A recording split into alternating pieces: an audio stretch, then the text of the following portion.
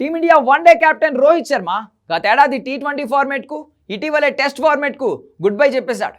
ప్రస్తుతం వన్డే ఫార్మేట్లో మాత్రం hit man కొనసాగుతున్నాడు. 2007లో జరిగిన తొలి టీ20 ప్రపంచ కప్ ద్వారా టీమిండియా తరపున అరంగేట్రం చేశాడు. అనంతరం టీమిండియా కెప్టెన్గా ఎదిగాడు.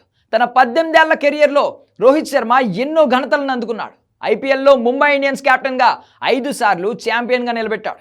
మరోసారి డెక్కన్ చార్జర్స్ తరపున ఆడుతూ ఐపీఎల్ ట్రోఫీ నెగ్గాడు.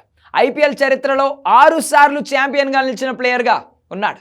సారథిగా ఘనమైన రికార్డున్న రోహిత్ శర్మ టీమిండియా తరపున 2 సార్లు టీ20 ప్రపంచ కప్, ఐసీసీ ఛాంపియన్స్ ట్రోఫీలను నెగ్గాడు. దీనిలో 2 సార్లు టీమిండియా సారథిగా కూడా ఉన్నాడు. అయితే 2 విషయాల్లో మాత్రం అతడి కళ నెరవేరే అవకాశం లేదు. రోహిత్ శర్మ ఇప్పటి వరకు వన్డే ప్రపంచ కప్ను సాధించలేకపోయాడు.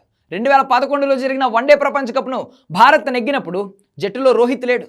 2015, 2019, 2023 వన్డే ప్రపంచ కప్లలో ఉన్నప్పటికీ భారత్ టైటిల్ నెగ్గలేదు.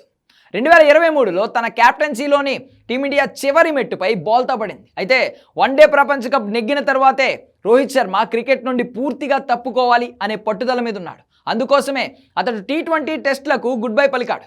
ప్రస్తుతం రోహిత్ శర్మ వయసు 38 ఏళ్ళు. 2027లో వన్డే ప్రపంచ కప్ నాటికి అతడి వయస్సు 40 ఏళ్లకు చేరుతోంది. ఆ వయస్సులోనూ అతడు వన్డే ప్రపంచ కప్ ఆడతాడా అనేది ఇప్పుడు $1 మిలియన్ ప్రశ్న. ప్రస్తుతం యువ ప్లేయర్లు టీమిండియాలో చోటు కోసం తీవ్రంగా పోటీ పడుతున్నారు.